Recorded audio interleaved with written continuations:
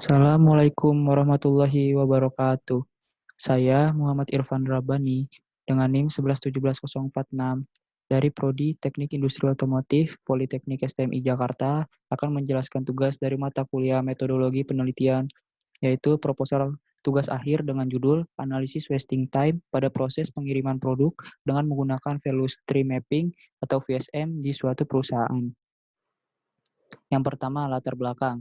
Persaingan industri di dunia sudah semakin ketat dengan bertambahnya perusahaan-perusahaan yang baru berdiri di bidang manufaktur atau otomotif, memacu para perusahaan untuk menjadi yang terbaik. Salah satunya adalah dengan cara pengurangan pemborosan atau waste. Karena pada dasarnya, pemborosan ini merugikan para perusahaan baik dari segi waktu dan uang. Perusahaan yang dapat mengurangi pemborosan akan dapat lebih bersaing di antara perusahaan-perusahaan lain.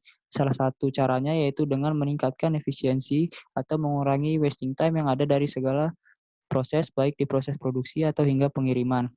Berdasarkan hal tersebut, maka saya tertarik untuk menggunakan metode value stream mapping untuk menganalisis wasting time yang ada pada perusahaan manufaktur, khususnya bagian pengiriman yang akan dijadikan penulis sebagai topik dalam penulisan tugas akhir dengan judul Analisis Wasting Time pada proses pengiriman produk dengan menggunakan value stream mapping di suatu perusahaan. Lalu, rumusan masalah. Yang pertama, faktor apa saja yang menyebabkan pemborosan dalam proses pengiriman? Yang kedua, bagaimana menanggulangi pemborosan yang ada pada proses pengiriman barang? Lalu, tujuan penelitian. Penelitian ini bertujuan untuk membuat suatu kajian tentang penerapan just in time pada perusahaan guna mendapatkan yang pertama, jenis pemborosan yang ada di perusahaan khususnya pada proses pengiriman.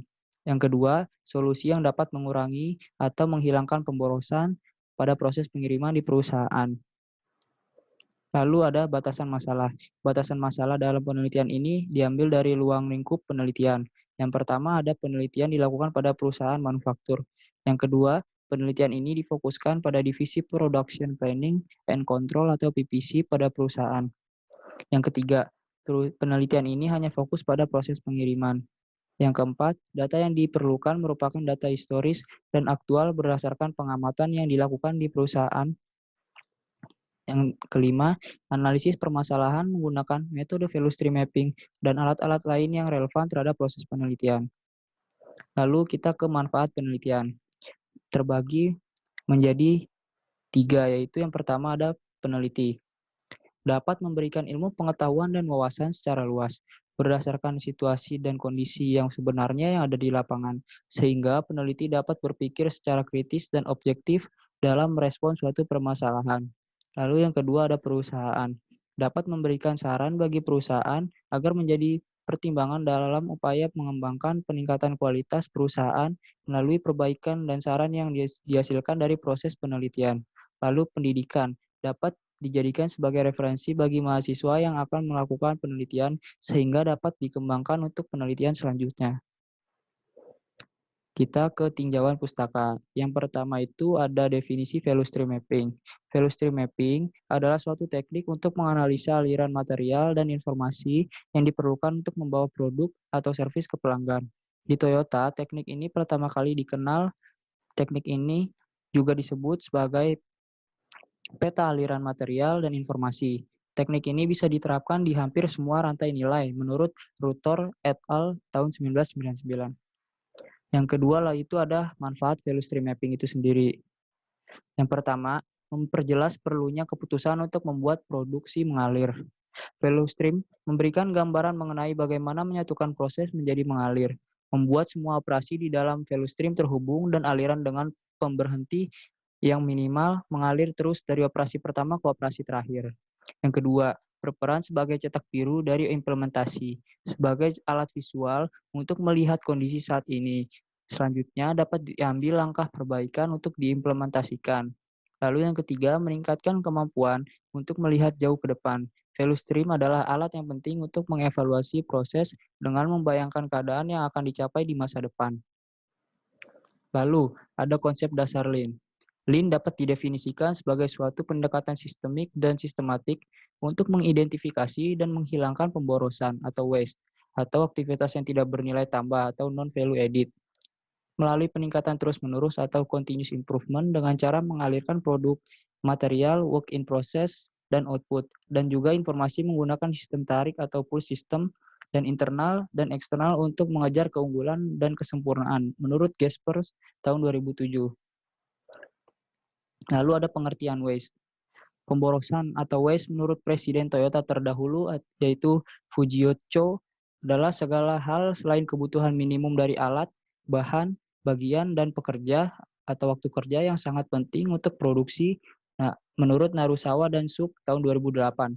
Berdasarkan pengembangan definisi Fujio Cho, terdapat 7 pemborosan utama yang harus dihapuskan dari 12 rantai pasokan, yaitu kelebihan produksi atau overproduction, waktu menunggu atau waiting, pengangkutan atau transportation, proses yang berlebih atau overprocessing, persediaan yang tidak perlu atau unnecessary inventory, gerakan yang tidak perlu atau unnecessary motion, dan cacat produksi atau defect. Waste harus dihilangkan guna meningkatkan nilai produk dan selanjutnya meningkatkan customer value menurut Alstrom tahun 1998. Lalu kita masuk ke sistematika penulisan. Penulisan ini dituangkan dalam suatu karya tulis ilmiah agar lebih sistematis dan dimengerti oleh pembaca. Sistematika penulisan karya tulis ilmiah adalah sebagai berikut. Bab 1. Pendahuluan. Bab ini akan menguraikan secara singkat mengenai latar belakang masalah, rumusan masalah, batasan masalah, tujuan penelitian, manfaat penelitian, dan sistematika penulisan. Lalu bab kedua, atau kajian literatur, berisi tentang konsep dan prinsip dasar yang diperlukan untuk memecahkan masalah penelitian. Di samping itu juga memuat uraian tentang hasil penelitian yang pernah dilakukan sebelumnya oleh peneliti lain yang ada hubungannya dengan penelitian yang sedang dilakukan. Lalu bab ketiga, yaitu metodologi penelitian, mengandung uraian tentang kerangka dan bagan alir penelitian, teknik yang dilakukan, bahan atau materi, alat, tata cara penelitian, dan data yang akan dikaji, serta cara analisis yang akan dipakai. Lalu bab 4, yaitu pengolahan data dan hasil penelitian. Pada subbab ini berisi tentang data yang diperoleh selama penelitian dan bagaimana menganalisa data tersebut. Hasil pengolahan data ditampilkan baik dalam bentuk tabel maupun grafik. Yang dimaksud dengan pengolahan data juga termasuk analisis yang dilakukan terhadap hasil yang diperoleh. Lalu bab kelima yaitu pembahasan. Melakukan pembahasan hasil yang diperoleh dalam penelitian dan kesesuaian hasil dengan tujuan penelitian sehingga dapat menghasilkan sebuah rekomendasi. Lalu yang terakhir ada bab ke-6 atau kesimpulan dan rekomendasi atau saran. Berisi tentang kesimpulan terhadap analisis yang dibuat dan rekomendasi atau saran-saran atas hasil yang dicapai dan permasalahan yang ditemukan selama penelitian, sehingga perlu dilakukan rekomendasi untuk dikaji pada penelitian selanjutnya. Selanjutnya yaitu metodologi penelitian. Metodologi adalah kerangka teoritis yang digunakan oleh penulis untuk menganalisa, mengerjakan, atau mengatasi masalah yang dihadapi. Sedangkan kerangka teoritis adalah merupakan metode-metode ilmiah yang akan diterapkan dalam pelaksanaan tugas. Metode penelitian sangat penting karena baik buruknya hasil penelitian tergantung dari metodologi penelitian yang digunakan. Dalam penulisan tugas akhir ini digunakan beberapa metode penelitian sebagai sarana untuk memahami objek masalah. Metode yang digunakan adalah sebagai berikut. Yang pertama ada pendekatan penelitian, yaitu studi pendahuluan. Dalam penelitian ini terbagi dua fase, yaitu studi pustaka dan studi lapangan. Studi pustaka dilakukan untuk mengumpulkan informasi-informasi yang berkaitan dengan penelitian ini. Literatur yang digunakan antara lain berupa buku, jurnal, dan tugas akhir yang berisi teori-teori dan aplikasi tentang pendekatan lean manufacturing, serta literatur lain yang berkaitan dengan permasalahan. Studi lapangan dilakukan untuk melihat langsung proses produksi pada bagian proses produksi atau genba. Lalu ada jenis dan metode pengumpulan data. Yang pertama ada data primer. Data primer merupakan data penelitian yang diperoleh secara langsung dari sumber di lapangan. Pengambilan data-data dalam penelitian ini diambil melalui yang pertama, wawancara, yaitu teknik pengumpulan data yang dilakukan dengan tanya jawab secara langsung kepada objek peneliti. Yang kedua, observasi, yaitu pengumpulan data dengan pengamatan secara langsung terhadap data-data yang relevan dengan masalah pengendalian kualitas. Lalu ada data sekunder. Data sekunder merupakan data yang diperoleh secara tidak langsung atau melalui perantara. Data ini berfungsi sebagai penunjang data-data primer yang akan diambil dalam penelitian ini. Data sekunder yang diperoleh adalah yang pertama, data tabel standar kerja kombinasi atau TSKK delivery. Yang kedua, waktu siklus proses mesin produksi. Yang ketiga itu ada pengolahan data.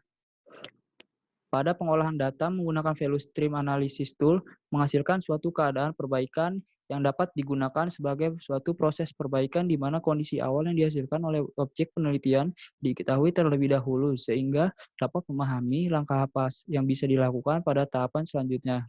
Value streaming mapping adalah model yang dapat digambarkan sebagai beberapa hal sebagai berikut. Yang pertama, mendeskripsikan keadaan yang dilakukan proses produksi saat ini. Yang kedua, menggambarkan urutan proses produksi dari awal hingga akhir. Yang ketiga, mendefinisikan pemborosan yang timbul. Yang keempat, mencatat waktu aktivasi operasi selama proses produksi. Pembuatan big mapping picture current state map adalah sebagai berikut. Yang pertama, mengumpulkan data yang diperlukan dalam proses industri. Yang kedua, mengetahui pencapaian dan prestasi yang dihasilkan oleh proses produksi. Yang ketiga, menggunakan tahapan pokok dari proses produksi. Lalu, yang keempat itu ada tahapan analisis. Tahapan ini berisi mengenai analisis dan pembahasan terhadap langkah yang dilakukan pada bab sebelumnya. Dan yang terakhir itu ada kesimpulan. Kesimpulan diperoleh dari hasil penelitian yang dilakukan berdasarkan pengolahan data dan analisis masalah untuk menjawab tujuan penelitian.